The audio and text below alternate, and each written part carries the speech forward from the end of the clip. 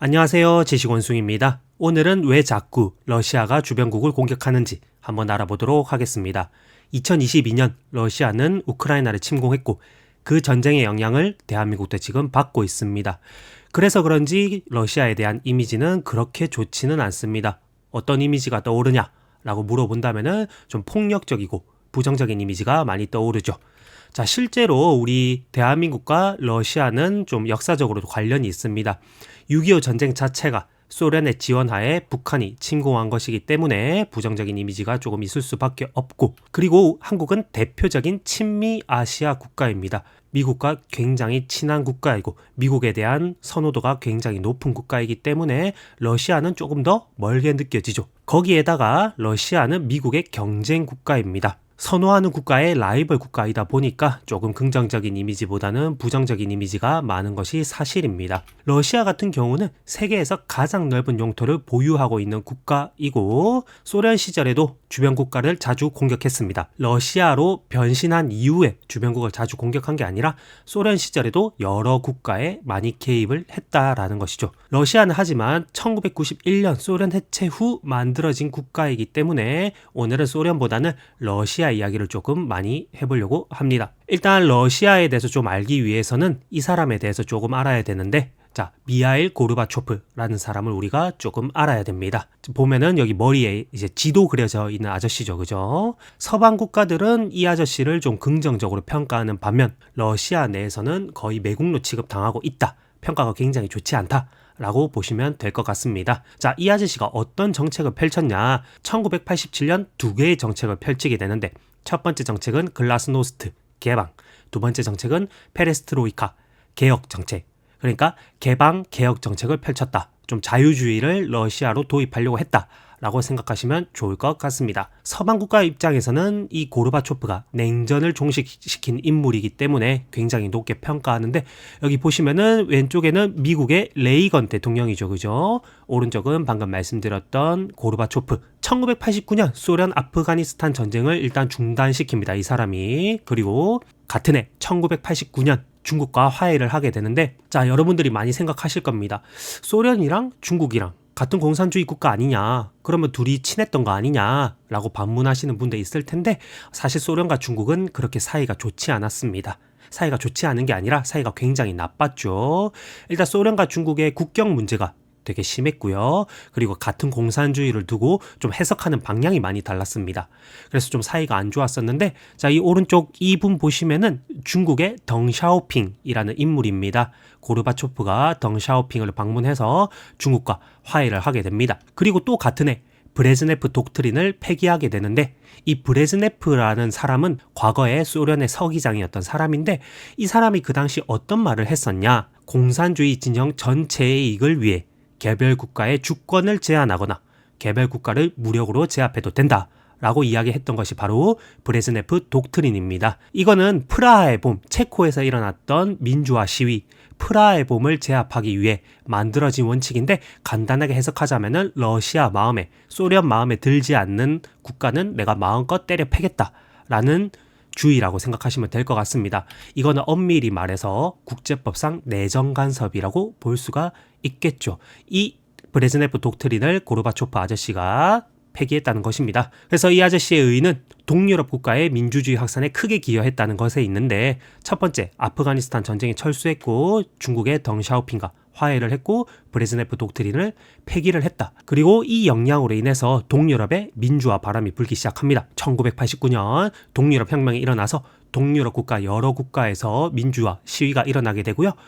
지금 보시는 사진의 이 국기는 불가리아입니다. 불가리아. 근데 뭐 불가리아뿐만 아니라 뭐 루마니아 등등 많은 동유럽 국가들이 민주화 시위를 진행을 했고, 그리고 이제 독일 같은 경우는 서독과 동독. 서독은 이제 자유주의, 동독은 공산주의, 이렇게 반반 나누어져 있었는데 베를린 장벽이 붕괴되면서 독일이 이제 통일하게 되고요. 그리고 마찬가지로 아까 프라하의 봄에서 체코 이야기를 했잖아요, 그죠? 1989년 체코슬로바키아에서 벨벳 혁명이 일어나게 됩니다. 지금은 체코와 슬로바키아가 이제 좀 두 나라로 나누어져 있잖아요, 그죠? 근데 이 당시만 해도 체코슬로바키아 한 나라였습니다. 1989년 동유럽에 불었던 민주화 바람은 동유럽에만 영향을 줬던 것이 아니라 아시아 국가에까지 큰 영향을 주게 되는데 한국과 필리핀의 민주화에도 아주 큰 영향을 주게 됩니다. 여기 사진 보시면은 왼쪽은 노태우 대통령, 오른쪽은 고르바초프입니다. 그래서 만나서 이제 공산권 국가와도 이제 교류를 하겠다라는 의지를 보여주는 사진이라고 보시면 될 것 같고요. 몰타 회담에서 냉전을 드디어 공식적으로 종결하게 됩니다. 여기 왼쪽에 보이는 분은 이제 부시 대통령. 우리가 아는 그 부시 대통령 아니고요. 아버지 부시 대통령. 오른쪽은 고르바초프입니다. 그래서 이렇게 우표까지 나오게 되는데 몰타 회담에서 냉전을 공식적으로 종결한 것을 기념하기 위한 우표라고 생각하시면 될 것 같습니다. 이 공로로 1990년 고르바초프는 노벨 평화상을 수상하게 되고요. 하지만 러시아 내에서는 그렇게 평가가 좋은 사람은 아닌데 러시아 이완용이라고 제가 한번 이름 붙여봤습니다. 좀 과한 표현일 수도 있는데 대한민국의 매국노라고 하면은 다 이완용을 떠올리기 때문에 푸틴 지지자들의 입장에서는 고르바초프는 미국의 나라 팔아먹은 놈, 서방 국가에 항복한 놈이라고 좀 안 좋은 인식을 많이 가지고 있습니다. 고르바초프는 멍청했다라고 주장하는 사람들도 굉장히 많은데 이 사진 보시면은 모스크바 대학교입니다. 여기 나온 엘리트 출신이 바로 고르바초프입니다. 하지만 고르바초프가 실세가 아니라 그 영부인, 아내인 라이사 고르바체가 그 실세였다라고 주장하는 사람들도 많은데 그래서 그 러시아 사람들이 이 영부인에 대한 인식이 굉장히 좋지가 않습니다. 그래서 그 영향으로 해서 지금까지도 러시아 대통령의 뭐 영부인이라든지 공식 석상의 앞에 나오는 것을 조금 금기시하는 분위기가 러시아에 있다고 합니다. 그래서 냉전 종식 시 고르바초프가 서방 국가들에게 요구한 두 가지 조건이 있는데 첫 번째는 구소련 동구권 국가의 나토 가입을 금지해달라. 그리고 두 번째 조건은 러시아의 국경에 붙어있는 국경 국가들의 나토 가입을 금지해달라. 이 두 가지를 요구했다고 합니다. 그리고 1991년 바르샤바 조약기구, 소련에서 운영했던 군사연합기구인데 그 군사기구도 해체를 하게 되고요. 하지만 동유럽은 러시아에게 당한 게 너무 많았기 때문에 나토 가입을 안 할 수가 없는 상황이었다. 동유럽이 민주화 운동할 때마다 탱크 밀고 들어가고 동유럽이 조금 자치권을 확보하겠다라고 하면은 또 탱크 밀고 들어가고 그때 많은 사람들이 희생되고 죽었죠. 그리고 러시아가 지금은 조금 움츠리고 있지만은 나중에는 다시 동유럽을 쳐들어올 것이다. 다시 지배하러 올 것이다. 라는 걱정이 너무 많았기 때문에 동유럽은 나토 가입을 열렬히 원하게 됩니다. 미국이 처음부터 동유럽 국가들을 나토에 가입시켰던 것은 아닙니다. 아까 고르바초프랑 약속했던 것도 있고 러시아가 앞으로 개혁 개방 자유주의를 좀 받아들이겠다. 자본주의 한번 해보겠다. 라고 결심을 했는데 러시아가 좋은 곰이 될지 나쁜 곰이 될지 조금 지켜볼 시간이 필요했다라는 것이죠. 그래서 1990년대 초반에는 동유럽 국가들을 바로 나토에 가입시키지는 않았습니다. 나토 가입보다는 우크라이나의 비핵화가 더 중요하다라고 미국은 생각했는데요. 우크라이나 같은 경우는 1995년도만 해도 1240개의 핵무기를 보유하고 있었습니다. 왜? 소련 국가였으니까. 소련 국가였는데 우크라이나에 이제 핵무기를 많이 비축해놨다라는 것이죠. 미국이 걱정했던 것은 바로 이 부분입니다. 그래서 러시아를 자극하기보다는 우크라이나 문제에 더 힘을 많이 썼고요. 그러다가 혹시 러시아가 나쁜 곰이었나? 다시 조금 소련으로 돌아가려나? 라고 생각했던 계기가 발생하게 되는데 바로 1992년 보스니아 전쟁입니다. 사람들은 이제 우크라이나 전쟁이 2022년도에 급작스럽게 생겨났다라고 착각하시는 분들도 있는데 사실은 30년 전 보스니아 전쟁 1992년부터 그 갈등의 씨앗은 생겨나기 시작했다라고 이해해 주시면 좋을 것 같습니다. 조금 많이 생소하실 겁니다. 보스니아라는 나라 자체가 생소하실 거고요. 보스니아 전쟁은 20세기 후반에 발생한 가장 잔인한 전쟁으로 평가받고 있고 약 30만 명이 사망했다라고 추정하고 있는데 정확한 수치는 알 수가 없다고 합니다.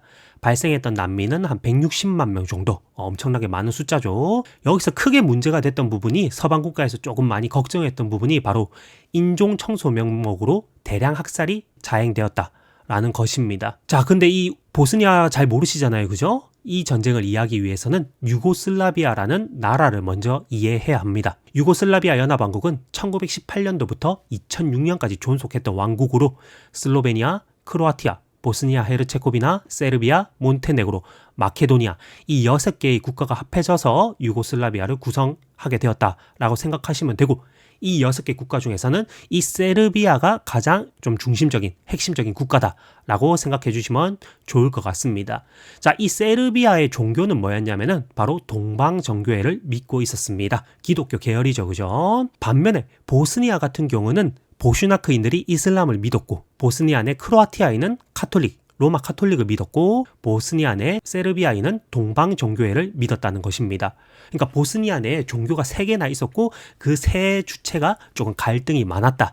라는 것입니다. 세르비아 입장에서는 동방 종교회를 믿는 이 보스니아 내 세르비아인을 좀 지원을 해줄 수밖에 없었다라는 거. 그래서 보스니아가 이제 독립을 하려고 합니다. 근데 여기서 또 문제가 뭐냐면은 러시아도 세르비아처럼 동방 종교회를 믿고 있다라는 겁니다. 이 동방 종교회를 아주 이제 좀 추종하는 국가다라고 생각하시면 좋을 것 같은데 러시아는 동방 종교회의 수호자로서 정교회 국가를 돕는 것이 국가적 사명인 국가. 또 하나 강조하는 게 바로 슬라브 형제를 굉장히 러시아는 강조하는데 동유럽 국가들 같은 경우는 슬라브 민족이 아무래도 좀 많이 차지하고 있습니다. 그래서 같은 슬라브 국가들끼리 뭉치고 도와주고 지원해야 된다라는 게 바로 슬라브 형제입니다. 러시아는 세르비아를 지원하게 되고요. 근데 여기서 문제는 보스니아는 나토 국가가 아니었다는 것입니다. 이제 보스니아가 독립운동을 하니까 세르비아가 강경 진압을 하게 되거든요. 그래서 이제 미국이 아니면 나토가 좀 개입을 해야 되는데 개입을 할 수는 없는 상황이었다. 왜? 나토 국가가 아니니까. 자, 그래서 빌 클린턴이 그 당시 대통령이었는데 나토를 좀 더 동쪽으로 확장해야 되나? 라고 생각을 합니다. 러시아가 아직도 설치고 있다. 옛날 소련으로 돌아가려고 하는 것 같다. 라고 생각을 합니다. 근데 쉽게 결정을 내리기는 어려웠죠. 자, 그 와중에 독일이 미국을 좀 지원 사격을 해줍니다. 독일이야말로 러시아와 가장 좀 안 좋은 과거가 있었던 국가잖아요. 그죠? 그때 독소 전쟁으로 2천만 명인가 3천만 명 정도 사망자가 나왔다라고 제가 알고 있는데 역사상 가장 치열했던 전쟁을 치렀던 두 국가이기 때문에 이제 독일이 러시아를 견제하는 부분을 위해서 미국이 나토를 동진시키는데 굉장히 협력하게 됩니다. 자, 거기서 핵심적인 역할을 했던 인물이 바로 헬무트 콜이라는 사람인데 자, 처음에는 이 사람이 나토 확장론자는 아니었습니다. 괜히 러시아를 자극할 필요가 없다. 나쁜 곰이 될지 좋은 곰이 될지 알 수가 없다라고 주장을 했었는데 이제 아까 보스니아 전쟁이 터졌잖아요. 그죠? 난민이 160만 명이 발생했고 그 난민 중 굉장히 많은 사람들이 독일로 밀려 들어갔다고 합니다. 자, 생각해 보세요. 자, 어떤 국가가 난민이 밀려 들어오는 거 좋아하겠습니까? 당연히 안 좋아하겠죠. 그죠? 독일에 이제 현실적인 문제가 생기자 이제 동유럽에도 좀 나토가 확장이 되어야 된다. 그래서 유사시에 나토와 미국이 개입할 수 있어야 된다라고 주장을 했던 것이죠. 그리고 1998년 코소보 전쟁이 발생하게 됩니다. 자, 이 코소보가 어딘지 좀 생소하실 텐데요. 코소보가 어디냐면 아까 보여드렸던 6개의 연합왕국. 세르비아와 마케도니아 이 사이에 코소보라고 조그마한 지역이 있습니다.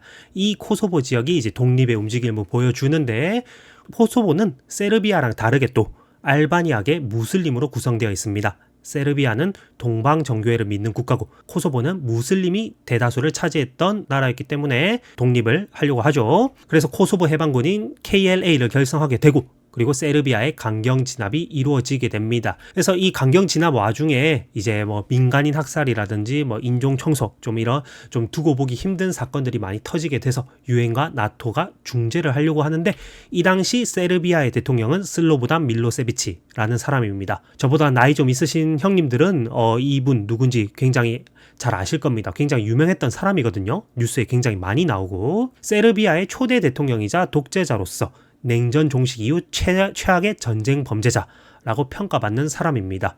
서방 국가들은 이 밀로세비치 이 사람을 세르비아의 히틀러라고 좀 평가하시는 분도 많더라고요. 이 사람이 유엔과 나토의 중재를 무시해버립니다. 그래서 나토도 가만히 두고만 볼 수는 없었고 78일간 나토는 세르비아에 공습을 가하게 됩니다. 그리고 여기서 주목할 부분이 독일 연방군도 파견되게 되는데 뭐 많은 병력은 아니었지만 2차 대전 후 독일의 첫 해외 파병이었다라는 것. 당연히 미국과 나토가 개입했다 보니 결과는 세르비아군의 철수로서 마무리가 되었고요. 코소보에는 이제 유엔 평화유지군이 들어가서 유엔의 관리하에 들어가게 됩니다. 그래서 동유럽에서 자꾸 이런 민간인 학살이라든지 전쟁, 뭐 불안한 정세가 이루어지니까 그 옆에 있는 국가들, 체코, 헝가리, 폴란드는 나토에 가입을 하게 되고요.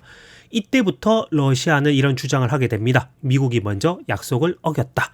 보스니아, 코소보가 나토 국가였냐? 나토 국가도 아닌데 대체 왜 미국이 여기 개입하느냐? 그리고 냉전을 포기하는 조건으로 구소련 동구권 국가 나토에 가입시키지 않겠다라고 말하지 않았느냐? 근데 그거 왜 지키지 않느냐?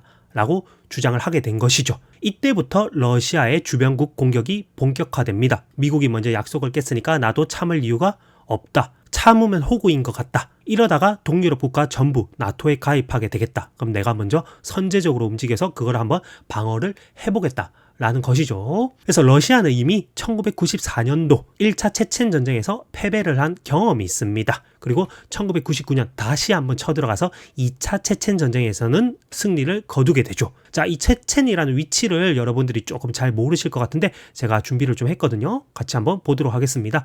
자, 체첸이 어딨냐면은 여기 조지아 보이시죠? 조지아. 왼쪽으로는 여기 흑해가 있고요. 오른쪽으로는 카스피해가 있습니다. 이 조지아에서 북쪽으로 가면은 여기서부터 이제 러시아 영토인데 여기 그로즈니라고 보이실까요? 그로즈니. 이 그로즈니가 체첸 공화국이 있는 지역입니다. 자, 이 지역을 러시아가 쳐들어가서 이제 진압을 하고 승리를 거둡니다.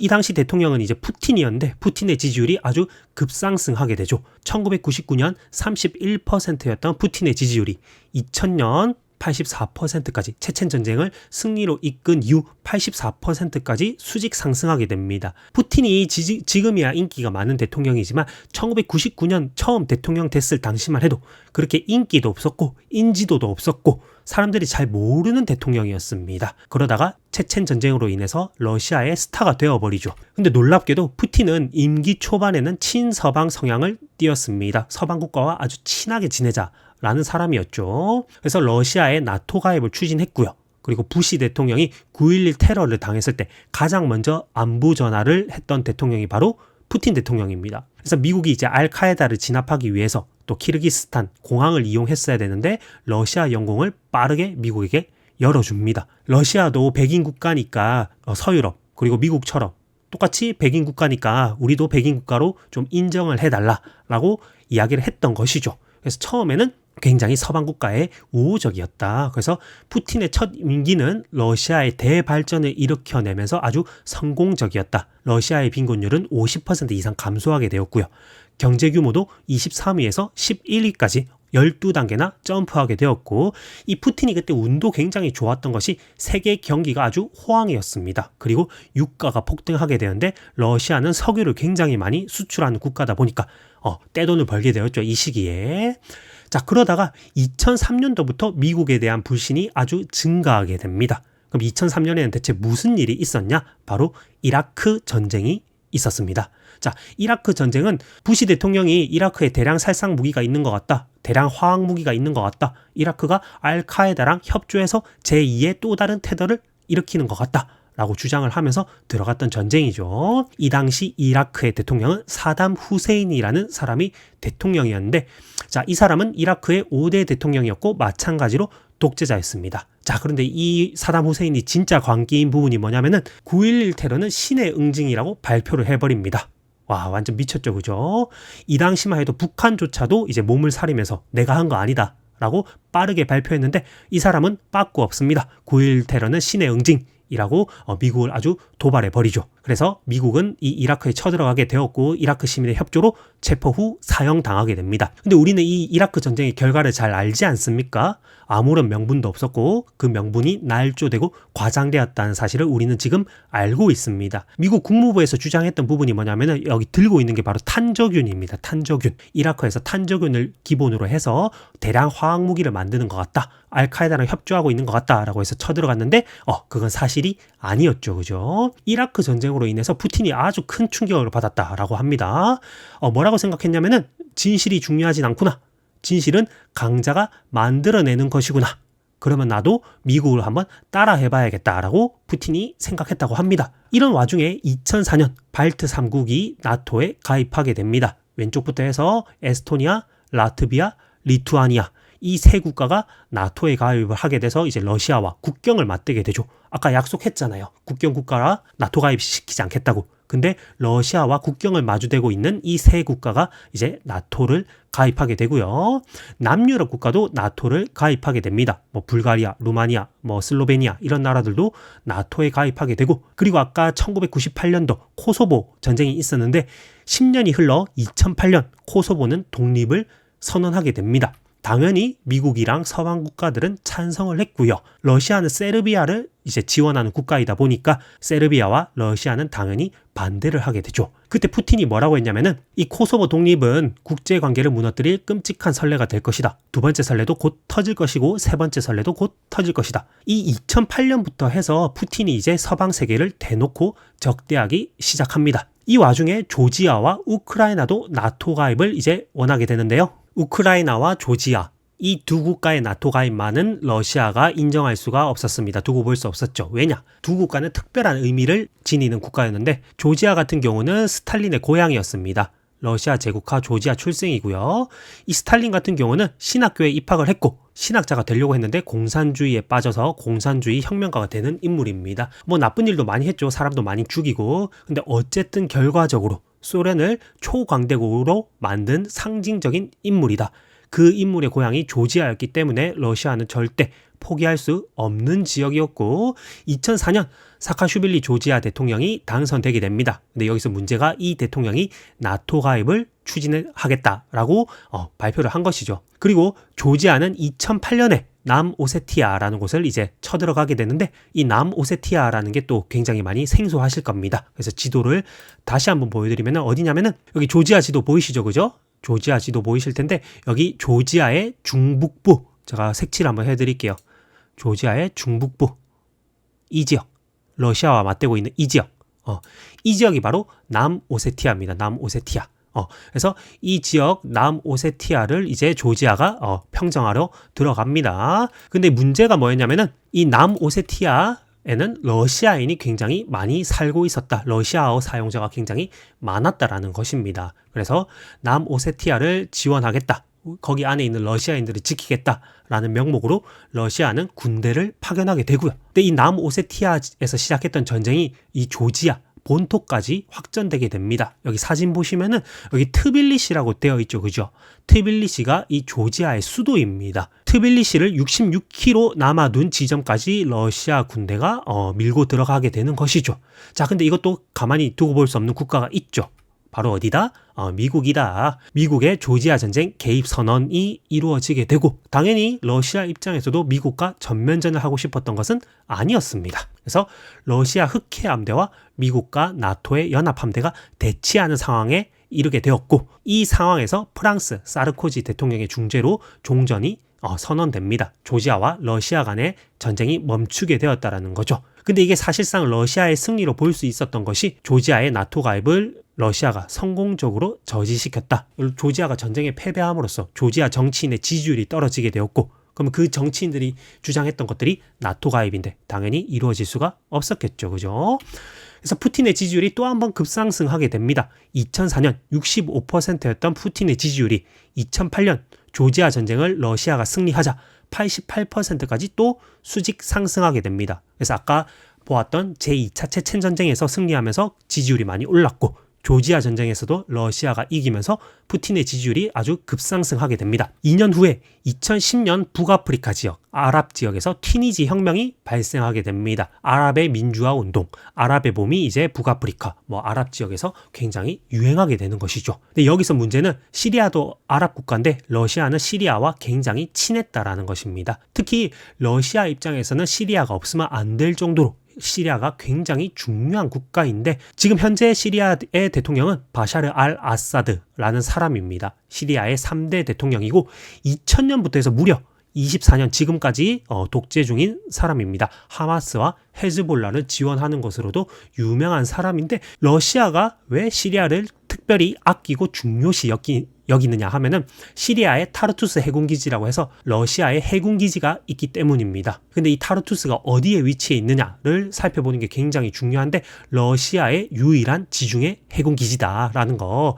러시아는 시리아가 없으면 지중해를 진출을 할 수가 없다라는 것입니다. 그래서 지도로 조금 다시 보시면은 자, 아까 조지아 살펴봤잖아요. 그죠? 조지아에서 많이 멀지 않습니다. 자, 튀르키예 조지아랑 튀르키예랑 붙어 있고 튀르키예 바로 남쪽에 시리아가 있습니다.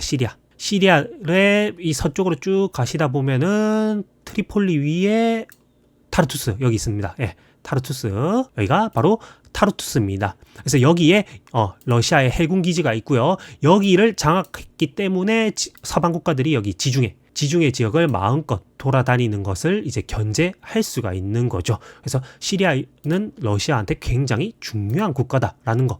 그래서 얼마나 중요하냐면은 저 이런 사진 처음 봤습니다. 자, 푸틴이 배웅해줍니다. 알 아사드를. 그래서 알 아사드의 독재 정권이 무너지면 지중해 진출이 무산될 수 있다.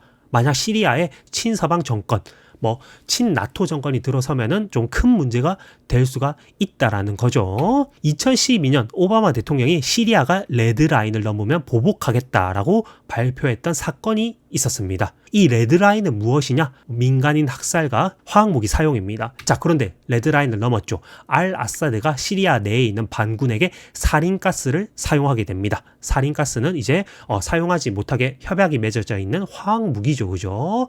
그래서 이제 미국의 보복을 이제 기대를 했는데 사람들이 오바마는 말만 꺼내고 실제로 보복하지는 않았습니다. 화학무기를 회수하겠다는 러시아의 제안을 수용하기에 이릅니다. 자, 푸틴이 이거 보면서 또 생각을 하죠. 그죠? 오바마 이 녀석 물러터졌다. 미국이 혹시 약해진 건가? 미국이 많이 혼란스러운 건가? 그러면 우리 러시아가 조금 더 우리 러시아의 이익을 위해 과감하게 움직여도 괜찮겠다라고 푸틴은 생각하게 됩니다. 그래서 2014년 러시아는 크림반도를 강제 점령, 합병하게 됩니다. 자, 크림반도가 어디냐면 여기 톡 튀어나와 있는 이 부분, 러시아의 전략적 요충지인데 이 부분도 다시 한번 보겠습니다. 자, 아까 조지아 봤잖아요. 그죠? 흑해 위에 조지아 왼쪽에 흑해가 있었잖아요. 그죠? 흑해에서도 이렇게 톡 튀어나와 있는 부분 있죠. 이거. 자, 이 부분이 바로 크림반도입니다. 크림반도에서 가장 주요한 도시는 바로 세바스토폴이라는 이제 도시고요. 그래서 이 크림반도를 러시아가 강제로 합병하게 됩니다. 그래서 사실 강제 합병하기 이전에 세바스토폴 함대 주둔 협정을 1997년도에 맺어 놓은 상태였었고 이 나토가 크림반도를 차지하면은 이 흑해를 뺏긴다는 것입니다. 근데 흑해를 뺏기면 뭐가 문제냐면은 흑해 다음에 여기 이스탄불 있는 보스포러스 해협 여기 지나서 지중해를 이제 갈 수가 있는데 지중해를 가는 길목을 이제 차단당한다는 것이죠. 그래서 2013년도에 유로마이단 혁명이 일어나게 됩니다. 빅토르 야누코비치라는 사람이 그 당시 대통령이었는데 제4대 대통령이고요. 반EU 성향 그리고 칠러 성향의 정치인이었습니다. 그런데 2013년 경제 위기로 인해서 우크라이나 경제가 굉장히 많이 어려워지고요. 경제가 어려워지다 보니까 우리는 친서방으로 가야 된다. 미국이랑 친해서 좀 경제적으로 활로를 뚫어야 된다. 라고 주장하는 사람들이 굉장히 많아졌습니다. 그래서 지지율이 많이 추락하게 되었죠. 그죠? 그래서 유로마이단 혁명으로 인해서 국민들의 바람대로 친서방, 친미국적인 정권이 들어서게 됩니다. 그래서 4대 대통령에 이어서 페트로 포로셴코라는 사람이 5대 대통령으로 이제 올라가게 되는데 이 사람은 당연히 친유럽, 친서방 정치인입니다. 근데 여기서 또 러시아가 걱정되는 부분이 뭐였냐면은 이 우크라이나가 나토를 가입할 수 있다라는 부분이 많이 걱정됐던 것이죠. 이 사람이 나토 가입을 고려하고 있다라고 주장을 했던 것입니다.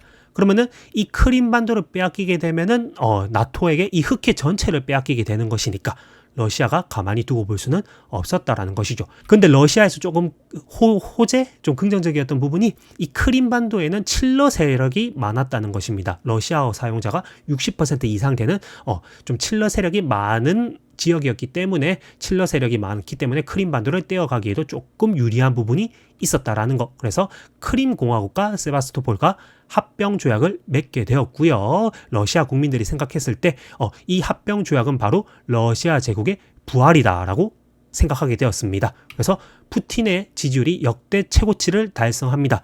제2차 체첸 전쟁, 조지아 전쟁에서 승리했을 때보다도 더 높은 지지율을 달성하게 되는 것이죠. 2013년도 61%였던 푸틴의 지지율이 89% 거의 90% 가까이 수직 상승하게 됩니다. 전쟁할 때마다 지지율이 엄청나게 올라가는 푸틴의 모습을 볼 수가 있습니다. 그리고 크림반도 점령하고 나자마자 1년 뒤에 바로 시리아 내전에 개입하게 됩니다. 왜? 아까도 설명드렸잖아요. 그죠? 타르투스 해군기지가 없으면은 러시아는 지중해를 진출할 수가 없다. 그렇기 때문에 시리아의 알 아사드 칠러 정권을 유지시킬 수밖에 없었다는 것인데 그 명분은 바로 카다피의 죽음이 미국에게 책임이 있다라는 명분으로 들어오게 된 것이죠. 이 카다피는 리비아 군인 출신 대통령으로서 쿠데타로 집권 후 무려 42년이나 철권 통치를 하게 됩니다. 이 과정에서 이제 민간인 학살이라든지 좀 가혹한 통치가 이루어지게 되죠. 이게 리비아 대통령이었는데, 자, 이걸 이제 두고 볼 수 없었던 나토가 리비아를 공습하기로 결정을 하고요. 그리고 이 리비아에 친서방, 친미국적인 정권을 세우려고 합니다. 나토의 공습을 피해 도망 다니다가 결국 이 카다피는 사망하게 되죠.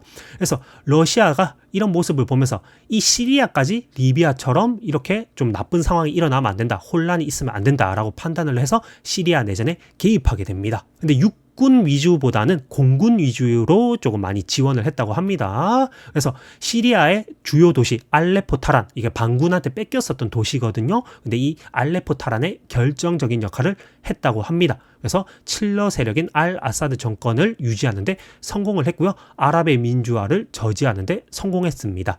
아까 2010년 튀니지 혁명부터 시작해서 아랍의 봄으로 인해서 많은 이제 정권이 무너졌습니다. 북아프리카라든지 아랍 세계에서 많은 정권들이 무너졌는데 시리아만큼은 지킬 수가 있었다. 시리아 독재 정권 유지에 성공했고 러시아가 국제 무대로 화려하게 복귀하였다. 그리고 중동 지역에서 러시아 영향력을 그대로 유지하면서 오히려 확대하는 계기가 되었다라는 것입니다. 그리고 2019년에는 젤렌스키 대통령이 이제 당선되게 되는데 이제 많이 유명한 사람이잖아요. 그죠? 우크라이나의 제6대 대통령이고 코미디언 겸 배우, 그리고 2022년도에는 타임 올해의 인물로 선정된 아주 영향력 있는 인물이죠. 그죠? 이 사람이 당선 후에 나토 가입을 이제 추진하게 되는데, 자, 2022년 우크라이나 전쟁 이후에 나토 가입을 추진했다라고 이제 생각하는 사람들이 많은데, 뭐 그 말도 맞지만은 사실 2019년도부터 그런 움직임은 있었다라는 것입니다. 자, 이 사진 자료 같은 경우는 2022년 이후에 사진이긴 한데 제가 2019년 뭐 마땅한 사진 자료를 가져오기가 좀 힘들어가지고 일단 이 사진을 좀 썼다는 점. 어쨌든 2019년, 그러니까 전쟁 일어나기 전부터 우크라이나는 나토 가입의 움직임이 있었다라는 것입니다. 그래서 2021년, 전쟁 1년 전이죠. 그죠? 푸틴은 우크라이나의 중립국이 되어라 라고 요구를 합니다. 중립국이 되지 않으면은 우리가 조금 다른 조치를 취할 수 있다라고 했는데 또 우크라이나는 그 말을 듣지는 않죠. 그래서 러시아 같은 경우는 우크라이나랑 이게 역사적으로도 아주 긴 역사를 공유하고 있었습니다. 과거에는 한 나라였다라고 생각하시면 될 것 같아요. 11세기 키예프 루스라는 나라가 있었는데 지금의 우크라이나, 그리고 벨라루스, 그리고 러시아, 이 세 국가가 이 키예프 루스에 속해 있었다. 민족도 똑같은 슬라브 민족이고, 그래서 러시아인과 우크라이나인은 한 민족이다 라고 푸틴은 생각하고 있습니다. 우크라이나는 별개 국가가 아니다. 우크라이나 독립은 역사적 오류에 불과하다. 우크라이나를 잃는 것은 러시아의 전략적 패배다 라고 강하게 주장하고 있는 것이죠. 역사적으로, 민족적으로도 이런 주장을 하고 있고, 뿐만 아니라 경제적으로도 우크라이나는 러시아에게 아주 중요하다라는 겁니다. 러시아 같은 경우는 뭐 석유, 천연가스가 이제 주수입원이라고 할 수 있는데, 서유럽, 뭐 동유럽으로 뻗어가는 이 천연가스 파이프라인이 전부 우크라이나를 지나가고 있다라는 겁니다.